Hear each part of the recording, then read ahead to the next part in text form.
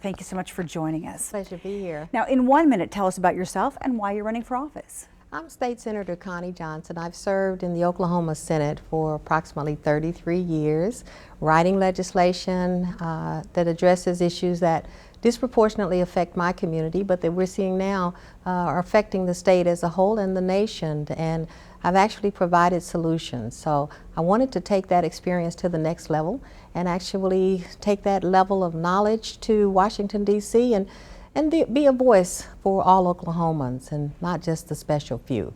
All right. Now, as the U.S. ramps up operations in Iraq and Syria, what do you think should be the role of our armed forces in fighting groups such as ISIS and other rebel groups like this? I think those decisions are traditionally left to Congress. And again, we have a Congress that has abrogated its duties and left that decision with the president.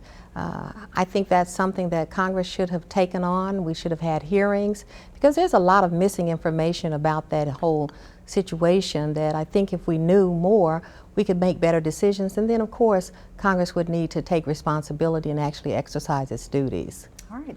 Now, what plans do you have to address the federal deficit and the national debt? I think our system has always worked well when we have a progressive tax system.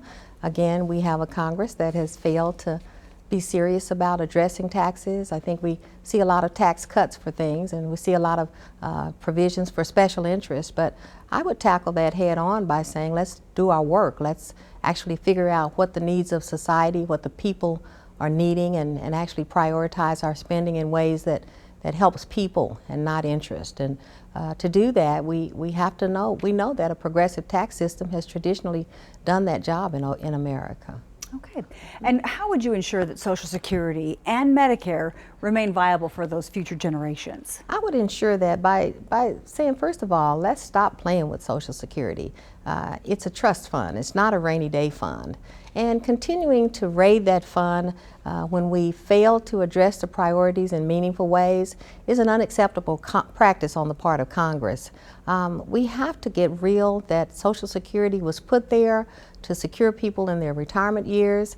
People have paid in. It is not a privilege. It is something that is owed to people. And so we have to quit raiding the fund and get real about Social Security and Medicare and actually make it work in ways that help people the way it was intended to. We need to do more to ensure that our citizens are provided for in their retirement years, both for social and economic security, but definitely for health purposes. Okay, and our next topic is, in light of the recent VA scandal, what reforms would you propose to guarantee better health care, quality health care for all American veterans? Yeah, I totally regret what has happened with the VA. I do know that it's been a situation where we've had a breakdown in communications between the Department of Defense and the Veterans Administration, and all of that has inured to the detriment of veterans. And we know that in Oklahoma in particular, where we're very dedicated forces that get involved in wars and represent our country, we have some issues in our nursing homes that need to be addressed.